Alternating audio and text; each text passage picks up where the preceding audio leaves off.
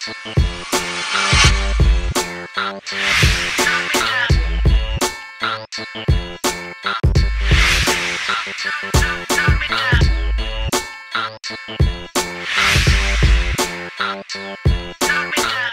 was it for you that you connected with as a dancer? What was it about b-boying that you saw and you was like, I like that? Well, you know, a couple of things. First of all, I grew up as an athlete, so and I was a college athlete in 3 sports, and I had, you know, I had heard a little bit when I was leaving college. This is early '80s about breaking in New York, and some of my friends who were on sports teams with me said, "Hey, you got to check this out." You know, in the city, and that sort of appealed to me because there was a component of it that is not just the arts, but it's very explosive and athletic and dynamic, and a lot of swagger to it. So that sort of is what got me interested. And when I got to New York, I was working at this investment bank, Goldman Sachs, and I went to a club called the Roxy, where at the time all the breakers would come in from the different boroughs and so on. And I went up to one of the guys and I asked him to show me a move. It was a swipe, I could do the move. I was like, well, geez, I can do this. This is cool. You know, and so how do I go about figuring out how I'm going to go get trained? Because I gotta get with guys that can really break.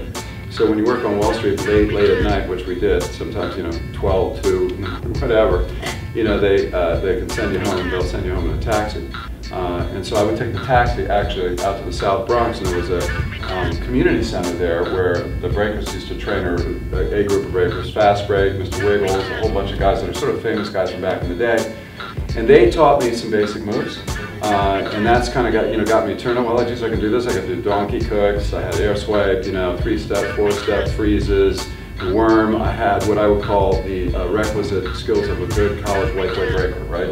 Of which there weren't many at that time, early '80s. In fact, basically none. But you were bold enough to take on the challenge. With those skills in hand, and you know, my early 20s sort of confidence or cockiness, I figured, okay, so now I'm going to go out on the street, because there were hitters in Manhattan. The hitters actually weren't necessarily even. You know, it wasn't the same crowd of breakers that I worked with out in South Bronx. A totally different set of guys. And so I went up to one of the crews and I sort of like challenged them to break, which they thought was just ridiculous. You know, they were laughing. This is, you know, like what, you know, what's this guy, you know, talking about? But then they said, oh, geez, you can do a couple moves, and then also, you know, it turned out that, you know, some people started to like watch it because it was a little bit of a novelty. Yeah, a crowd. And so the guy actually is here today. It's Wayne Bliss. Wayne is here, you know, and that's Bliss from Flow Committee. So Wayne was, being the entrepreneurial guy that he is, basically subsumed me right into the group. And when I got out of work, I had the tie, you know, the jacket, the horn rimmed glasses.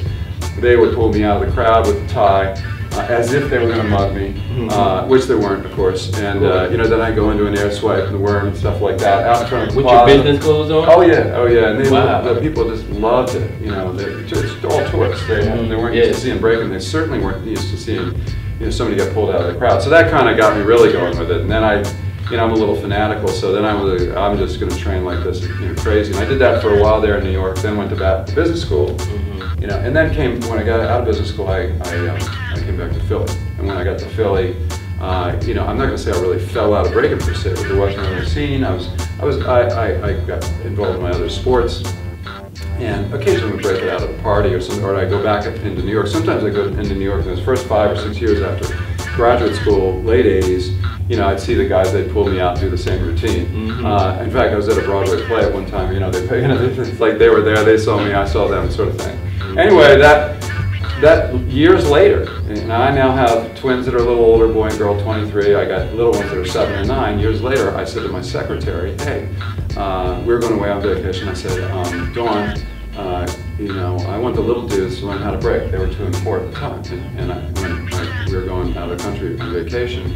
And I said, well, you know, when I come back, I'll, you know, make sure I got a breaker, and you know, we'll start giving them some lessons. You know, I love the scene, I love the breaking, I love the people, and for me this is a way to direct some philanthropic or charitable support in what I think is a little bit higher impact than, you know, just giving money to a university or a hospital or a museum or something like that. In this case, if we put a comparatively small amount of money into an event, it impacts hundreds, in certain cases even a couple of thousand people in a very positive way, brings them together, high energy, a lot of action, some healthy competition. Yes. And the real thing that I'm thinking about is, where does this really lead? From my standpoint, what I'd like to do is infuse some resources, some capital, some energy and organization into the scene in a way that could potentially create almost a little ecosystem around the B-Boy events. Now, I happen to love breaking. Yes. Okay, there's a lot of other forms of dance, but breaking's my thing. But what I'm really interested in doing is just creating almost a little ecosystem, a mini industry surrounding the events.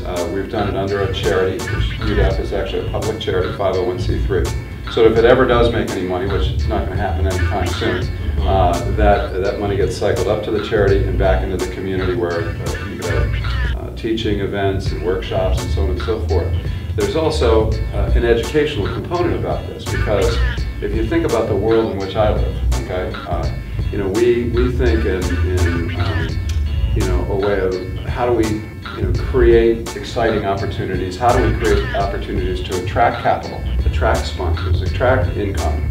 And to do that, we got to coordinate and we got to organize. And so part of this process is working with the promoters around the U.S., a lot of different guys from a lot of different communities, to coordinate with one another, with the goal being essentially to put a package together that's going to appeal to the corporate world. So that's how you infuse the education in the process, where everybody becomes more business savvy in terms of what it takes to build something from the ground level up. Right. If you're going to play at the professional level in sports or in business or the arts or anything, you have to coordinate.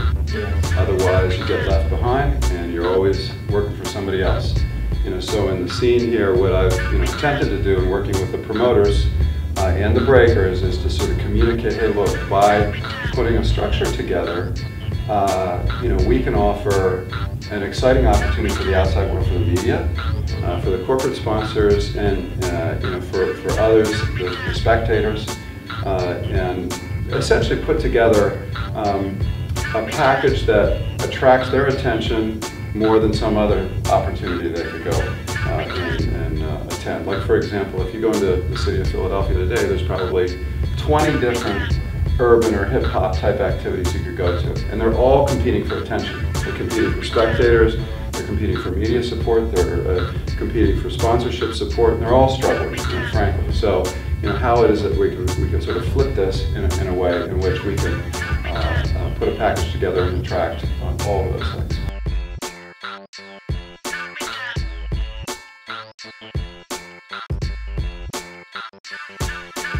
That's what led me to start asking some questions about what's going on in the scene. What are you doing? Where are you going?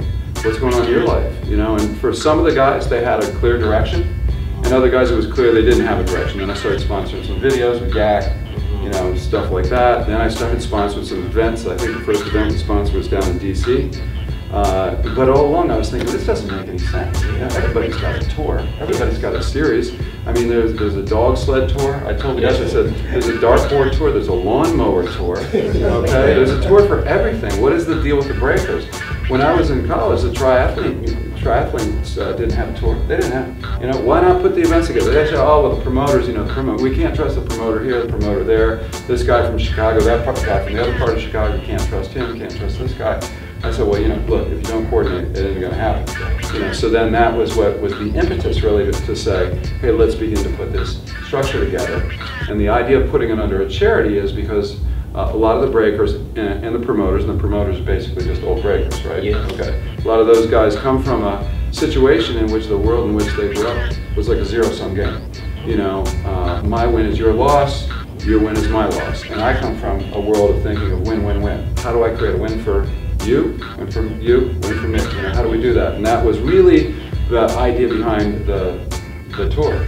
Can we create a win for the breakers, the talent? So they're like the players in a league. Yes. Can you create a win for the risk takers, who are like the owners or the promoters that promote the events, which were already taking place?